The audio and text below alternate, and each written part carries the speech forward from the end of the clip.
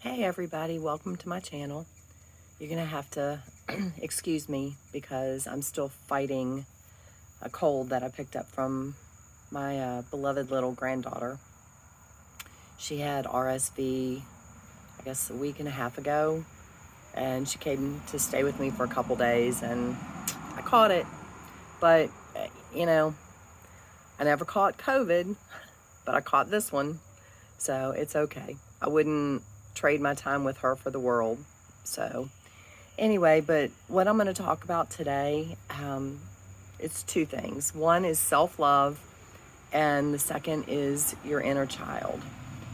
They both take a lot. I mean, I'm not going to dive deep into either one, but I was walking the other day, and you hear you need to love yourself. You need to love yourself before you can do anything.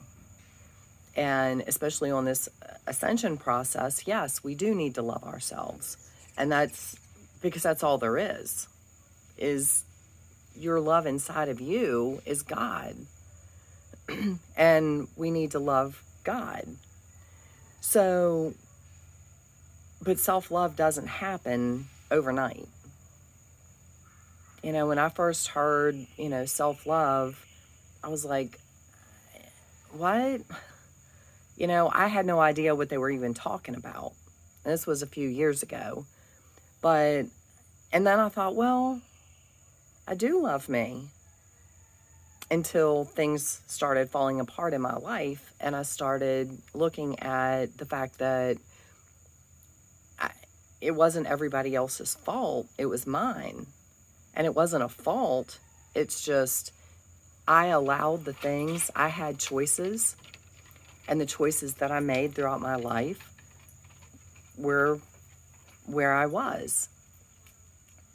And it was only until I learned to accept that and take responsibility for those choices that I was able to move past it and fix me.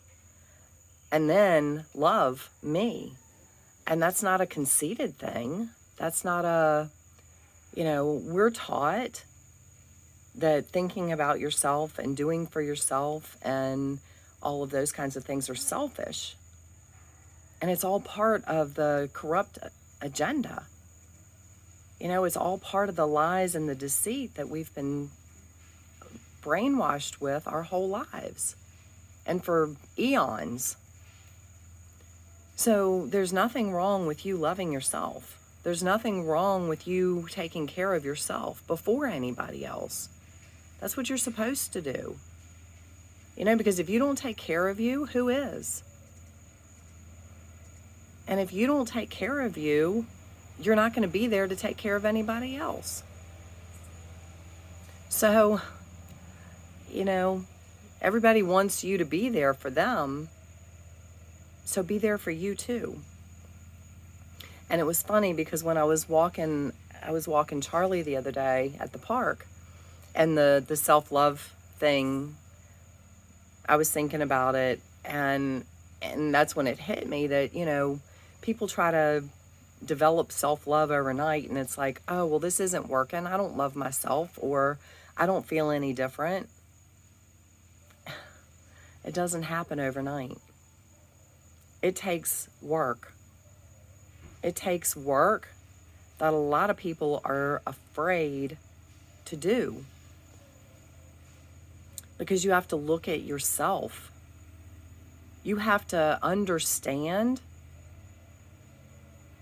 that you are the reason everything has happened in your life. Nobody is to blame. Nobody didn't make you do anything. Nobody didn't do anything to you. It happened for you. And only when you can accept the responsibility that it happened for you and see the bigger picture and learn from it and dive deep into you as to why it happened and what lesson you needed to learn from it, can you move past it? And then you will learn to love yourself, because you'll see that it happened for you to get better. It happened for you to heal. I mean, a friend of mine the other day, she was having issues, and I went to talk to her, and, we went through the whole, what's going on, all this kind of stuff, and I said, okay, and I didn't mean this mean, and they know this. I said, bitching, whining, and complaining isn't going to fix this situation.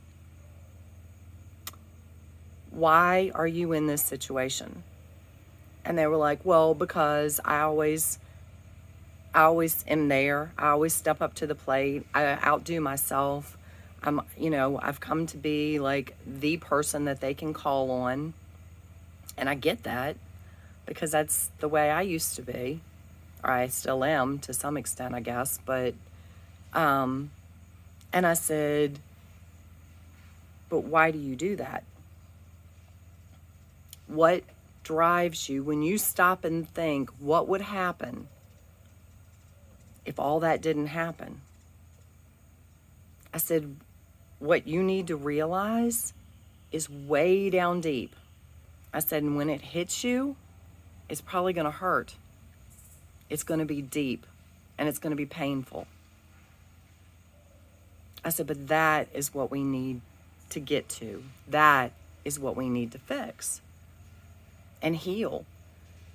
And she sat there for a second, and she was like,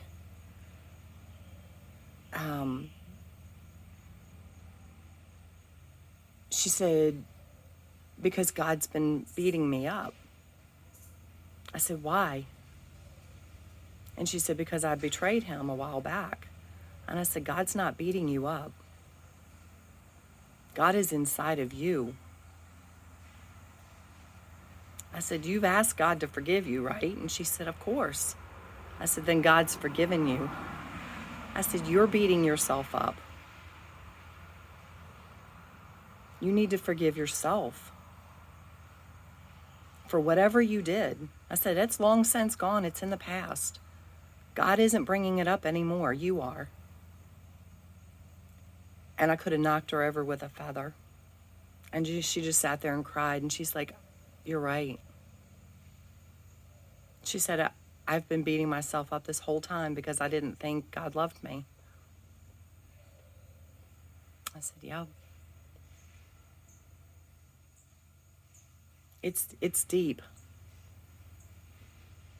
If you're not willing to go deep, and you're not willing to heal what's really deep, what's really propelling you to do what you do, you're not going to heal. You can't. You can put a Band-Aid on it. It's like going to the store and buying a drug to, I don't know. Say you eat spicy food and it doesn't set well on your stomach, and you go buy, I don't know, antacid or some crap, I don't know. The antacid is the Band-Aid. If you keep eating the spicy food, you're going to keep having the problem. Figure out that it's the spicy food that's causing the problem, and then stop it. And that way, you heal yourself, and you don't need the freaking drugs. Heal the deep down problem, the trauma, whatever it is. And this doesn't come from judgment. Trust me. This is what I've been doing for the past 3 years, at least. No, longer than that. It's been longer than that. Is healing the deep stuff that most people don't want to look at. They look at the surface stuff and life is hard, and somebody was mean to me, and somebody abused me. Well, no. Go deep. Why? What was it about you that caused that situation? Most people don't want to look at that. Therefore, they're going to invite that same situation back in their life again until they learn their lesson.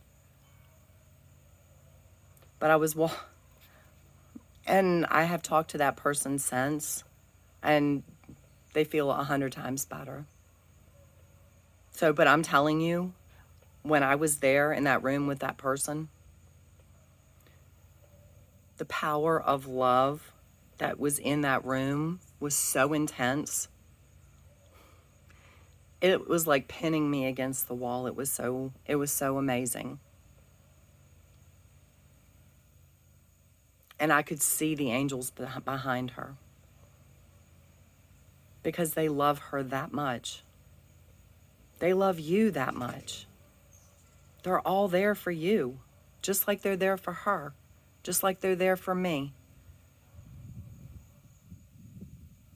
But only when you're really vulnerable enough to accept the responsibility are they going to shine through for you. They can't help you unless you ask them. They'll help you get there. That's why, and I'm here to help you get there. If you need help getting there, that's what I do. I help people dig deep to find what it is. And I'm telling you, every single person that I've helped has felt the weight of the world lift off of them. It's amazing. It's beautiful. But when I was walking at the park, and the self-love thing came up, something caught my eye, and I'm going to try to show this to you. See this heart? This stone? That is what I walked past. And I stopped and I looked at it, and I was like, oh my gosh. It's real, folks. It's so real. I'm not kidding you. It's unbelievable. And your inner child, you need to love your inner child. One of my first hypnotherapy sessions, and I'm not saying you have to do hypnotherapy. I'm not saying you have to believe in it or anything. It was one of the paths I chose to learn or to fix me or start my process. But I was led to talk to my inner child. And she was sitting in a corner just crying. She's like, you don't love me. You ignore me. And it about broke my heart because I never, ever want to make somebody feel like that. Much less part of me. So since that point, I've learned to send her love and to listen to her. We all have an inner child. It is part of your subconscious. And I dare say all of us have had a traumatized inner child. They've been traumatized at some point in your life. It took me, well, I won't say it took me 57 years, but I was 57 before I healed my inner child. It took me years to find out what that deep-seated trauma was, but I had a lot of work to clear away to get to that point. I'm not saying it's easy. I'm not here to blow sunshine up your skirt. There's a lot of people out there blowing sunshine up people's skirts. I'm here to tell you the truth, the raw, honest truth. I don't do this for any reason other than to help you. But you need to get in touch with your inner child. You need to love that child. You need to listen to that child. You need to nurture the child inside of you. I'm not saying be childish and, excuse me a second. I'm not saying be childish and not accept responsibility. What did I just say before? You have to accept 100% responsibility for what's happened in your life.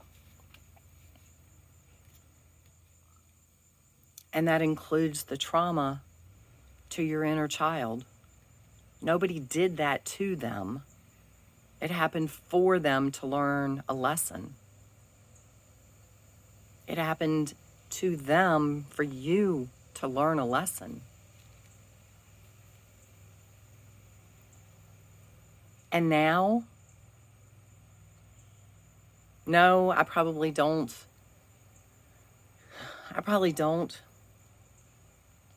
embrace my inner child as much as I should. I don't know. I don't know that there's a limit, but I do pay attention to her. I do love her. I do appreciate her. And I'm thankful that she's there to help guide me. You know, if somebody says something to you or somebody does something to you and it triggers something that happened back in your childhood, it's probably the trauma that happened to your inner child. That's when you need to dig and find out what that situation was so you can heal it and let it go. Forgive the other person, forgive yourself, and let the past be in the past. Learn your lesson and let it help you grow to the future. But the dark stuff, you know, when we're talking about your inner child and your self-love and all of that kind of stuff, that's the dirty work you have to do. It's not all glam and glory getting to the ascension process. The ascension process is ascending through the shit to get to the light. You don't graduate high school without going through first grade and kindergarten and on up. It doesn't happen. You're not going to ascend without clearing the shadows and clearing the dirty work. And there's a lot of people out there now that are talking about ascension, and they haven't cleared the shadows. And the more you listen to them, the more you can see it. Because you see ego. You see arrogance. You see judgment. You can't vibrate in 5D and hold any one of those. It doesn't work. It doesn't happen. And if you're carrying anger, resentment, judgment, fear, traumas, depression, anxiety, any of that stuff, you have got to clear it. This is the time to get rid of it. Find out what caused it and clear it. Because I'm telling you, the dark side, they're grasping at straws. And if you're hanging on to any of that stuff, they're gonna find it. And that's a negative vibration. They're a negative vibration.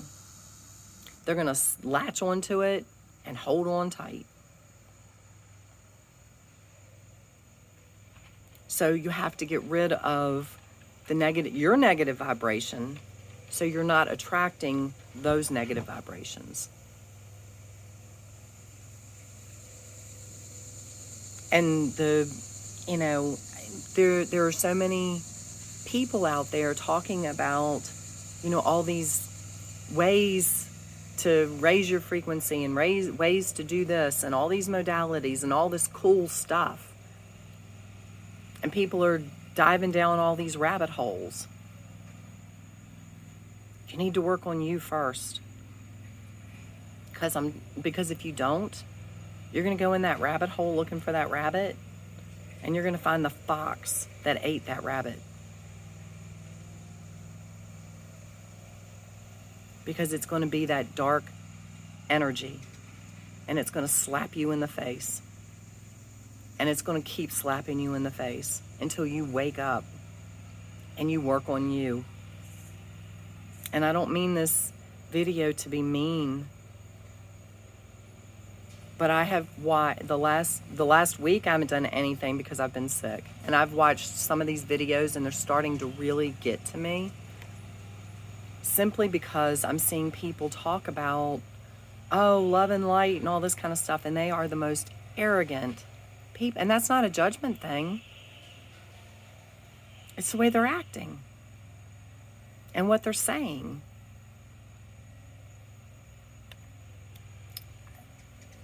You know, it's not how I'm taking it. It's what they're saying. And they're trying to compete with other truthers or other light workers or other whatever. They're trying to compete, and it's not a competition. It's not.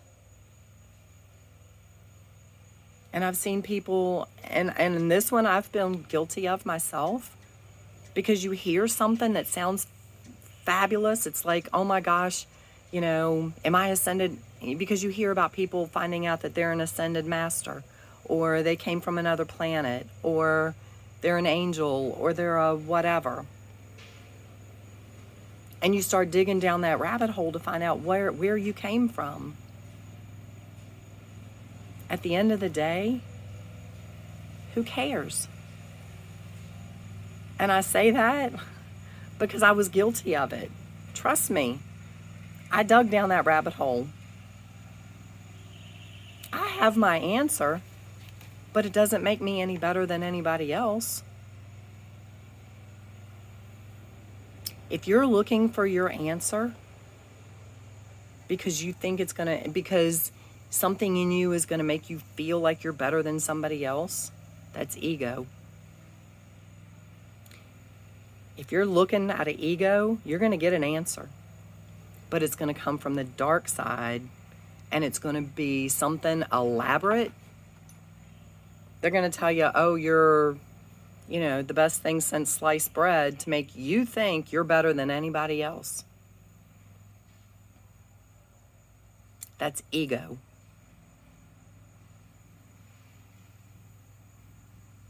You didn't get your answer. You have to get it from love. Love is the only answer. And we're all one. We're all even. We're all equal. Nobody's better than anybody else. I don't care what you've done. I don't care what you haven't done. I don't care what you have done. We're all here for a purpose. We're all here with a different journey, destiny, responsibility. At the end of the day, your responsibility is you. Healing you, staying in touch with your Creator, getting your answers from your Creator. Light workers, you know, yes, we're here to help you, but you have to use your discernment. You have to use your judgment as to whether you're getting the right answer. Does it satisfy here, or does it satisfy here? If it satisfies here, it's the wrong answer. It's got to come from here. God's here in your heart. Tap into your heart. Like I said, I'm here to help you. I'm not going to just tell you something to make you feel good. There's good, bad, and ugly in the ascension process. I don't just tell you the good stuff. Because again, you don't graduate high school or college without starting at the bottom. You're not going to jump ahead in this either. Nobody is. So anyway, if you have questions, reach out to me. Click the like button. And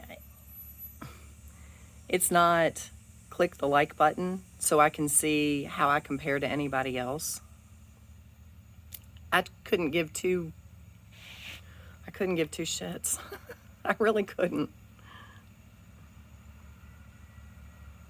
The only reason I want more likes is to get it to more people, because more people need to see this. More people need to hear this.